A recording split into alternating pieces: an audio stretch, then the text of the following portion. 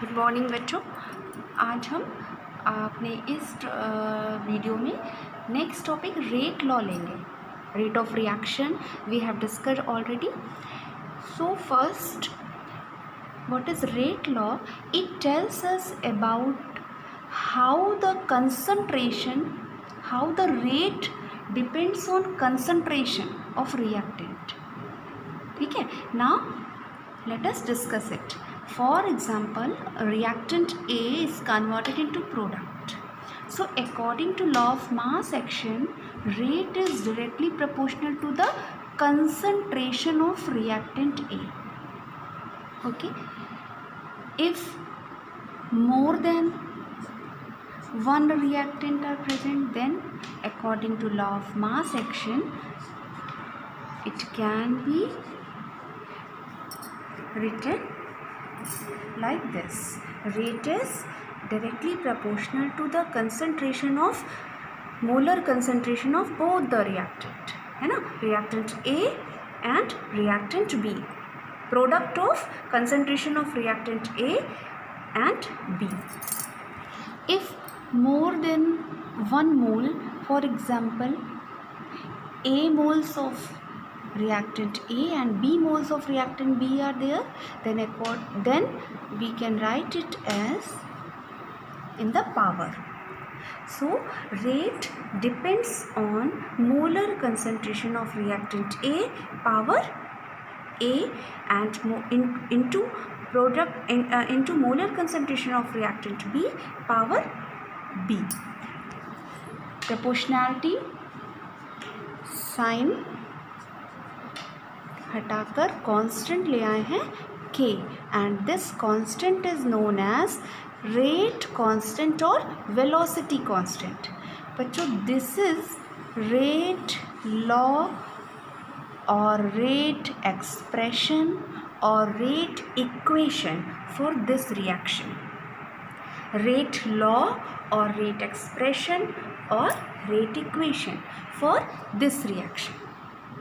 For example, you have to write rate law for this reaction, NO plus O2,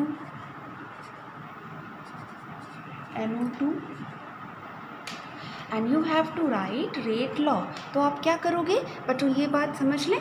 R is equal to rate is equal to K and molar concentration of reactant NO and molar concentration of second reactant multiply का sign होगा and power 2. यहाँ पे 1 है तो 1. This is rate law expression for this reaction. What is R? R is rate, rate constant. ठीक है, अब इन powers की बात कर लेते हैं. A के रिस्पेक्ट में पावर यहाँ पर A है और रिएक्टेंट B के रिस्पेक्ट में B है. These powers are known as order. What? Order. So total order in this rate law expression will be A plus B. For example, apply this on this rate equation. With respect to NO, order is 2. With respect to oxygen O2, order is 1. यहाँ पे कुछ नहीं है, मतलब 1 है. So total order, overall order of reaction क्या हो गई? 2 + 1, दैट इज 3. यानी this is third order reaction. Clear बच्चों? 2 बातें हम लोगों ने यहाँ पे सीखी. How can we write rate law expression and order by seeing rate law expression. Clear? Order में be first, second, reactions may be first order reactions, second order reaction, third order reactions, and fractional order, even zero order reaction are also possible. We will discuss it. First, see some examples of first order reaction. Example, N2O5 converted into NO2 and O2. यहाँ पे हम rate law कैसे लिखेंगे? R is equal to K and concentration of N2O5. Order क्या है यहाँ पर? इसकी पावर कितनी है? 1 है ना, तो ऑर्डर 1. सेकेंड ऑर्डर रिएक्शन इसका रेट लॉ कैसे आप लिखोगे, अगर आपको अभी हम लोगों ने डिस्कस किया था ना ऐसी एक इक्वेशन यहाँ पे भी, तो R इज इक्वल टू के और रिएक्टेंट NO2 स्क्वायर ब्रैकेट में और इसका 2 इसकी पावर में चला गया, तो ऑर्डर कितनी हो गई इसकी, ओवरऑल ऑर्डर ऑफ रिएक्शन 2। इस इक्वेशन को देखते हैं, यहाँ पे ऑर्डर कितनी है, H2 प्लस I2 2HI, तो R इज इक्वल टू के concentration of H2 power 1 into concentration of I2 power 1, तो ओवरऑल ऑर्डर क्या हुई 1 यहाँ पर और 1 यहाँ पे, तो 1 प्लस 1 इज इक्वल टू 2, तो it is second order reaction. These two are second order reactions. Third order reaction का भी एक एग्जांपल ले लेते हैं। अभी हम लोगों ने डिस्कस किया था यहाँ पे ऑर्डर कितनी आई थी, थर्ड ऑर्डर, ठीक है। नाउ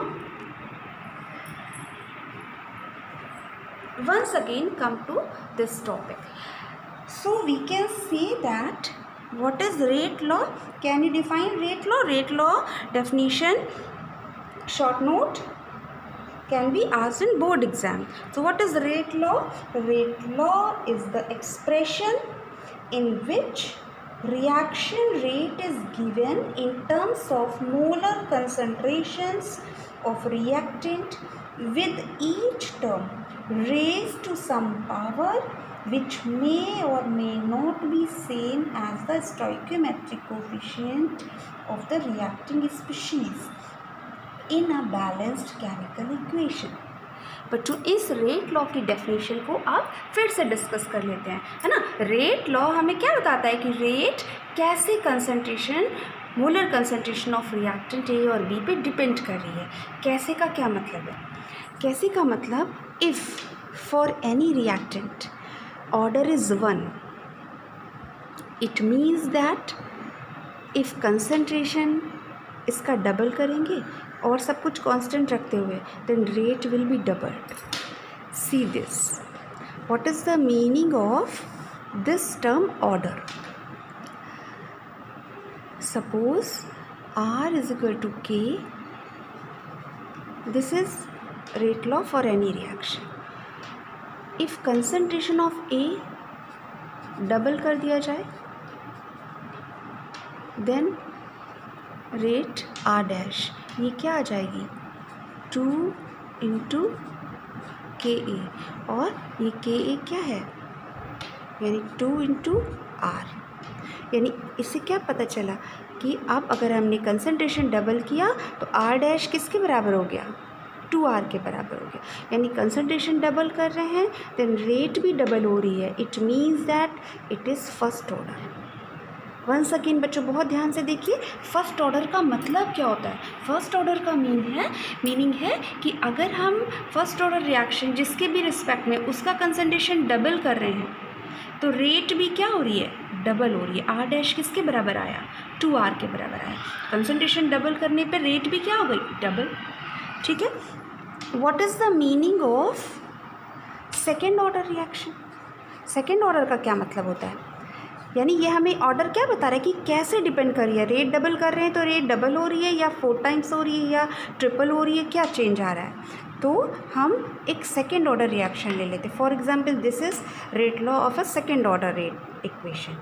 नाउ इसका कंसंट्रेशन डबल कर दीजिए, रेट मान लेते हैं R डैश हो गई, चेंज हो जाएगी, रेट डिपेंड्स ऑन कंसंट्रेशन, है ना। तो इसका कंसंट्रेशन डबल करके देखते हैं। अब इसको सॉल्व करें तो ये क्या आएगा, 4, है ना। तो इसको हम ऐसे लिख लेंगे 4K और ये KA स्क्वायर, ये क्या था, रेट पहले वाली कंडीशन में। यानी सेकेंड कंडीशन जब हमने रेट डबल करी, कंसंट्रेशन डबल करा, तो रेट क्या हो गई, पहले वाली रेट से 4 टाइम्स। यानी कंसंट्रेशन डबल किया तो रेट 4 टाइम्स हो गई, it means that it is second order. Concentration double किया, रेट डबल हो रही है, it means it is first order. Can you tell, concentration double किया और रेट पे इफेक्ट ही नहीं पड़ रहा। What is the meaning of this? Think about it. फिर से देखिए, ऑर्डर का क्या मीनिंग है, कंसंट्रेशन डबल करा, रेट डबल हो गई, इट मीन्स फर्स्ट ऑर्डर। आपको ये प्रूव किया गया है। कंसंट्रेशन डबल किया और रेट कितनी हो गई, 4 टाइम्स आ रही है। पहली इक्वेशन कंसंट्रेशन डबल किया तो दूसरी डबल करने पे जो आर डैश माना था हम लोगों ने वो क्या हो गया, पहले का 4 टाइम्स हो गया। इसका मतलब ऑर्डर क्या है, सेकेंड ऑर्डर। और मैंने आपसे पूछा है इफ़ कंसंट्रेशन डबल कर रहे हैं और रेट कांस्टेंट ही है, चेंज ही नहीं हो रही है, इसका मतलब ऑर्डर क्या है, 0। किसी की ऑर्डर 0 है मीन्स किसी की पावर 0 होती है तो उसकी वैल्यू क्या होती है, 1, है ना। मीन्स वो क्या हुआ, रेट कांस्टेंट, यानी rate does not depend on concentration of reactant. ऐसे केस में ऑर्डर क्या है, 0। तो 0 ऑर्डर रिएक्शन भी पॉसिबल हैं। तो अब फिर से एक बार रेट लॉ में चलते हैं। तो बच्चों अब मैं आपको ये बताने जा रही हूँ, ये तो इनिशियली था कि रेट लॉ जब लिखते हैं तो it may be possible that ये मोल्स यहाँ पर ना आए। अभी तो हम लोगों ने ऐसे एग्जाम्पल्स लिए जिनमें जो मोल्स यहाँ लिखे होते हैं उनको पावर में लिख देते हैं। ज़्यादातर केसेस में ऐसा ही होता है और वही हमारा ऑर्डर हो जाता है। बट एक्चुअली ऑर्डर कैसे डिटरमाइन करते हैं, ऑर्डर डिटरमाइन करते हैं एक्सपेरिमेंट करके देखते हैं। एक्सपेरिमेंट करते हैं, रेट कंसंट्रेशन डबल कर रहे हैं तो रेट कितनी टाइम्स हो गई ये देखते हैं, डबल हो गई तो हम पता कर लेते हैं कि ये फर्स्ट ऑर्डर है इसके रिस्पेक्ट में। ठीक है, तो ये एक्सपेरिमेंट करके देखा गया, कंसंट्रेशन चेंज किया और रेट चेंज ही नहीं हुई, मतलब 0 ऑर्डर। तो हो सकता है ऐसे इक्वेशंस में, और कई बार होता है कि यही बैलेंस्ड इक्वेशन में जो मोल्स हैं ये पावर में नहीं आते हैं। ऐसे एग्जाम्पल्स देखते हैं, यानी आपके रेट लॉ एक्सप्रेशन जो अभी मैंने डेफिनेशन बोली थी उसमें लिखा था ना कि पावर मे और may not be equal to stoichiometric coefficient. Powers stoichiometric coefficient के बराबर है यहाँ पे। अभी हम लोगों ने ऐसे एग्जांपल्स देखे, it may not be equal. Examples देखते हैं ऐसे, इन दिस इक्वेशन, जब इक्वेशन को देखते हैं 1 मोल और 1 मोल, जब रेट लॉ निकाला गया, बच्चों कैसे निकाला गया rate law, not merely by seeing the balanced equation. केवल बैलेंस्ड इक्वेशन को देखकर रेट लॉ नहीं निकाला गया, एक्चुअली एक्सपेरिमेंट करके देखा गया। और एक्सपेरिमेंट में देखा गया कि इसका कंसंट्रेशन चेंज कर रहे हैं और रेट चेंज जो देखा गया वो इस तरह का था कि ऑर्डर फर्स्ट आ गई, यानी डबल किया तो रेट भी डबल हो गई। तो ऑर्डर इसके रिस्पेक्ट में फर्स्ट आ रही थी, बिल्कुल इसके जैसे। जैसे यहाँ 1 मोल है तो 1 आ रहा है, लेकिन यहाँ पे 1 मोल है पर इसके रिस्पेक्ट में ऑर्डर हाफ आ रही है ना। तो हम एक्चुअल ऑर्डर क्या मानेंगे, इसकी ओवरऑल ऑर्डर रिएक्शन की क्या मानेंगे, 1 + हाफ, दैट इज़ 1.5। ठीक है बच्चों, वंस अगेन क्लियर इट। पहले तो आपको ऐसे एग्जाम्पल्स मैंने दिखाए जिसमें यही स्टोइकियोमेट्रिक कोफिशिएंट पावर में लिख दिए जाते हैं, बट ऐसा नहीं होता है हमेशा। यानी कुछ इक्वेशंस ऐसी भी हैं जिनमें पावर में वो स्टोइकियोमेट्रिक कोफिशिएंट्स नहीं हैं। तो अब हम ऐसे एग्जाम्पल्स देख रहे हैं। कैसे पता चलता है, ये एक्सपेरिमेंट के थ्रू पता चलता है। ठीक है, तो अभी फ़िलहाल आपको कुछ ऐसे एग्जाम्पल्स याद रखने होंगे जिनमें पावर स्टोइकियोमेट्रिक कोफिशिएंट्स के बराबर नहीं है। इस एग्जाम्पल को देखते हैं।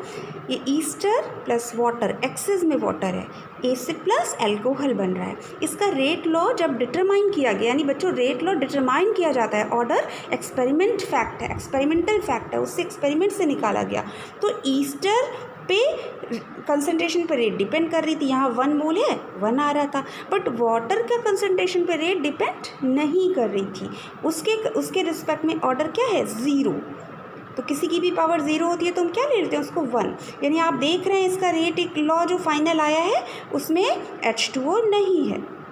It means that rate H2O पर डिपेंड नहीं कर रही है। इसका रीज़न क्या है कि H2O इतना लार्ज एक्सेस में है कि थोड़ा बहुत कंसंट्रेशन हम चेंज करते हैं उसका तो रेट पे कोई इफ़ेक्ट नहीं पड़ता। ठीक है, ऐसी रिएक्शंस भी पॉसिबल हैं जिनमें ऑर्डर नहीं है। अब हम कुछ ऐसे, यानी बच्चों ऑर्डर फ्रैक्शन में भी हो सकती है, 0 भी हो सकती है, नेगेटिव भी हो सकती है ना। कुछ और ऐसे एग्जांपल्स लेते हैं जिनमें ऑर्डर अलग आ रही है।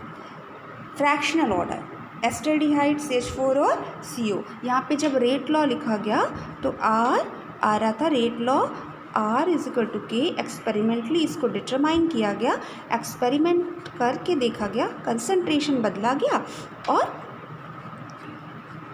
रेट पता की गई। तो जब रेट मालूम की गई तो वो 3.3/2 आ रही थी, यानी यहाँ पे इस रिएक्शन की ऑर्डर क्या हुई 1.5। तो हम ये देख सकते हैं ऑर्डर में भी फ्रैक्शन में भी हो सकती है। ज़ीरो ऑर्डर रिएक्शन के कुछ एग्जाम्पल देखते हैं।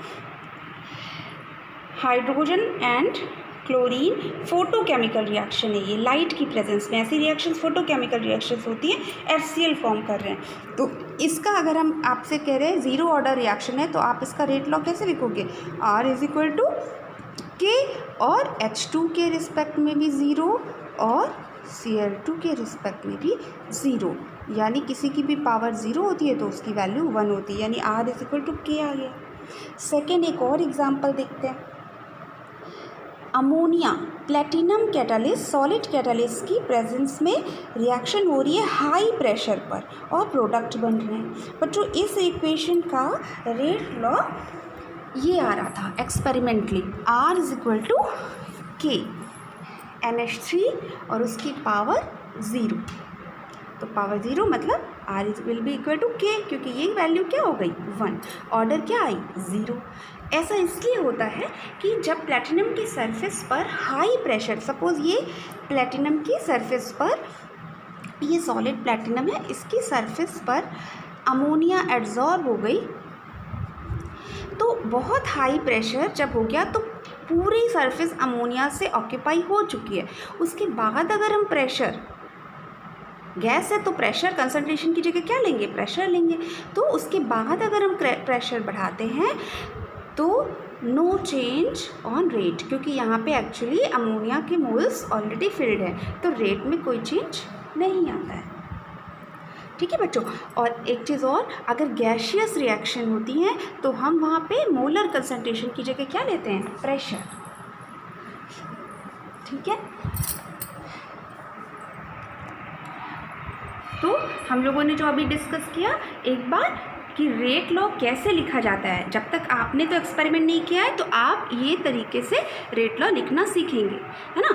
अब उन इक्वेशंस को जो 2-3 एग्जाम्पल हम लोगों ने डिस्कस किए उनको ध्यान रखेंगे जहाँ पे रेट इक्वल नहीं थी स्टोइकोमेट्रिक कोफिशिएंट्स के। ठीक है, और तीसरी एक इम्पॉर्टेंट चीज़ हम लोगों ने क्या देखा, ऑर्डर क्या होती है और ऑर्डर का मीनिंग क्या होता है ना। अगर हम डबल कर रहे हैं और रेट डबल हो गई मतलब फर्स्ट ऑर्डर। इससे भी क्वेश्चंस करवाऊंगी, इससे भी क्वेश्चंस बोर्ड में आए हैं, यानी ऐसे कि अगर आपने कंसंट्रेशन डबल किया और रेट 4 टाइम्स हो गई मतलब ऑर्डर कितनी है 2, है ना। ठीक है, जैसा अभी हम लोगों ने डिस्कस किया। Now again once again come to the rate law expression. ये ऑर्डर हो गया, ठीक है ना। ऑर्डर की डेफिनेशन भी बच्चों पूछी जाती है, रेट लॉ की डेफिनेशन पूछी जाती है। अब what is K, K is rate constant. तो now discuss rate constant, we will discuss it. So what is rate constant, ठीक है। तो रेट कांस्टेंट की डेफिनेशन क्या हुई, it will be equal to rate if concentration, molar concentration of all the reactant is unity. If अगर ये 1 हो जाए, ये 1 हो जाए तो रेट कांस्टेंट किसके बराबर हो जाएगा, rate K. Clear. Now some characteristics of rate constant. Rate constant की कुछ कैरेक्टरिस्टिक्स पे आते हैं। First, rate constant is a measure of rate of reaction. What is the meaning of this point, rate of reaction का measurement है, यानी if K value of K is large then rate of reaction will be high, means larger the value of k faster is the reaction। जितना large value होगी के की, आप reaction को देखकर बता सकते हैं अगर वैल्यू के की बहुत हाई है मतलब रिएक्शन रेट बहुत फास्ट है। क्लियर बच्चों। Second, it is not a universal constant. ये एक यूनिवर्सल कांस्टेंट नहीं है, एक पर्टिकुलर रिएक्शन के लिए कांस्टेंट है, दूसरी रिएक्शन के लिए के की वैल्यू अलग होगी और एक पर्टिकुलर रिएक्शन के लिए के की वैल्यू 1 होगी। ठीक है, it does not depend on concentration of reactant, यानी अगर हम सेम रिएक्शन को रिएक्टेंट की कंसंट्रेशन चेंज करके करवाते हैं, देन कंसंट्रेशन चेंज करके रिएक्टेंट को चेंज कर रहे हैं, रिएक्टेंट का कंसंट्रेशन चेंज कर रहे हैं सॉरी, तो के की वैल्यू चेंज नहीं होती है। Same reaction occurs with a particular concentration of reactant, after some time उसका concentration change कर दे तो भी K की वैल्यू उस पर्टिकुलर रिएक्शन के लिए चेंज नहीं होगी। क्लियर बच्चों? ये क्वेश्चन इससे ट्रू फॉल्स का मैं आपको दे रही हूँ, ध्यान देंगे, है ना। आपको दो स्टेटमेंट बोलती हूँ, आपको बताना है कि वो ट्रू है या false. Rate constant depend on concentration, and second, rate of reaction depend on concentration। First वाला फॉल्स है, रेट कांस्टेंट कंसंट्रेशन पे डिपेंड नहीं करता है, and rate depends on concentration true, rate of reaction बच्चों कंसंट्रेशन पे डिपेंड करती है ना। Clear? Now fourth very important point, its value यानी value of K depend on temperature, यानी अगर हम एक पर्टिकुलर रिएक्शन को 20 डिग्री पर करवा रहे हैं एंड सेम रिएक्शन अगर हम 80 डिग्री पर करवाएं तो के की वैल्यू अलग आएगी, है ना। यानी it's value depend on temperature, क्योंकि जब हम टेम्परेचर चेंज करते हैं रेट भी चेंज हो गई, के की वैल्यू क्या होती है, डिफरेंट आएगी। कैसे डिपेंड करती है टी पर, ये हम लोग चैप्टर में आगे आ रही है इक्वेशन में डिस्कस करेंगे।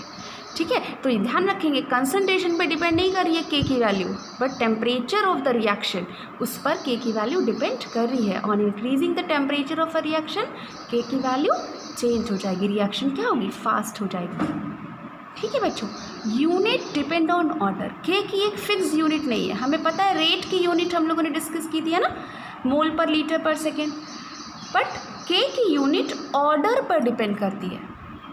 ठीक है, now let us discuss unit of के।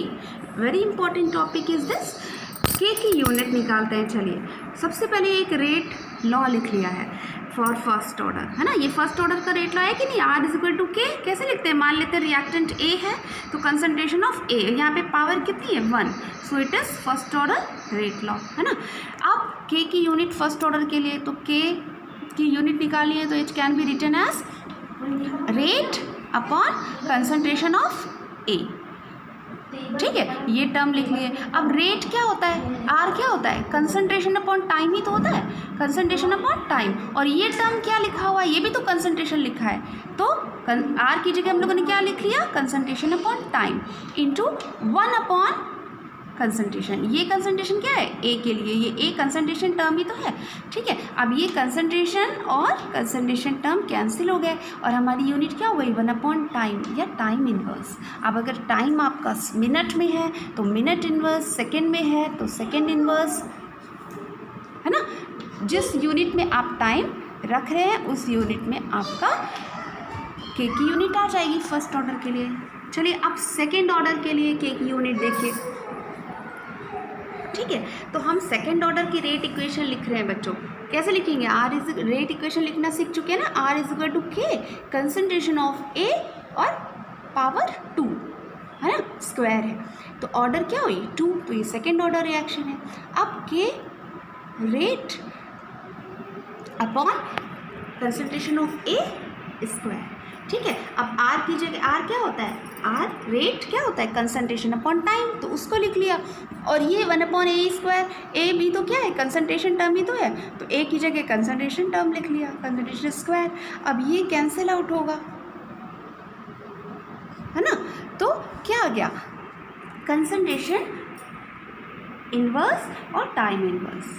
कंसंट्रेशन पावर में क्या आ गया, -1 और टाइम -1। अब कंसंट्रेशन की यूनिट क्या होती है, मोल पर लीटर या मोल लीटर इनवर्स, और टाइम की मान लेते हैं सेकेंड, तो इसको सॉल्व कर लेंगे तो क्या आएगा, मोल इनवर्स और litre second inverse. This is the unit of के फॉर सेकेंड ऑर्डर, और आप देख रहे थे यूनिट ऑफ के फॉर फर्स्ट ऑर्डर क्या आई थी, ये, और सेकेंड ऑर्डर, यानी इसकी यूनिट ऑर्डर पे डिपेंड कर रही है।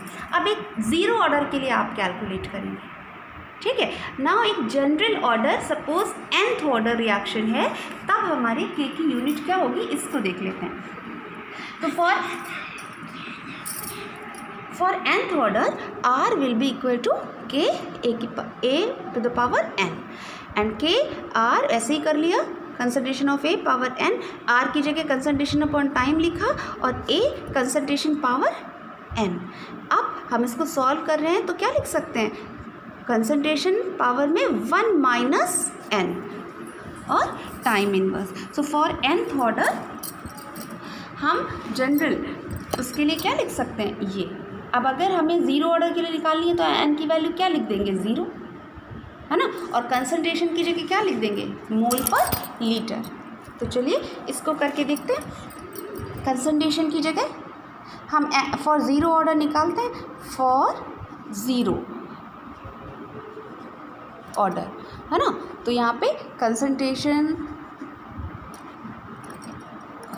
मोल लीटर इनवर्स, और यहाँ 1 माइनस 0, और टाइम क्या लिख दिया, सेकेंड है मान लीजिए, है ना। तो यहाँ पे क्या आ गया, 1 माइनस 0 1 हो गया, और हमारा आ गया mole litre inverse second inverse. ऐसे हम इस फॉर्मूले से किसी भी ऑर्डर की निकाल सकते हैं। बस आपको कंसंट्रेशन की जगह क्या लिखना होगा, मोल पर लीटर। अगर गैसियस रिएक्शन है तो हम कंसंट्रेशन की जगह बच्चों क्या ले लेंगे, प्रेशर, है ना। तो उसके लिए मैं यहाँ पर लिख देती हूँ। तो फॉर nth ऑर्डर हमारी जनरल इक्वेशन क्या हुई, mole litre inverse 1 minus n and time inverse, time जिसमें भी रखेंगे सेकंड में जनरली रखते हैं। और फॉर गैसियस रिएक्शन हम कंसंट्रेशन की जगह क्या लेंगे, प्रेशर लेंगे। तो प्रेशर की यूनिट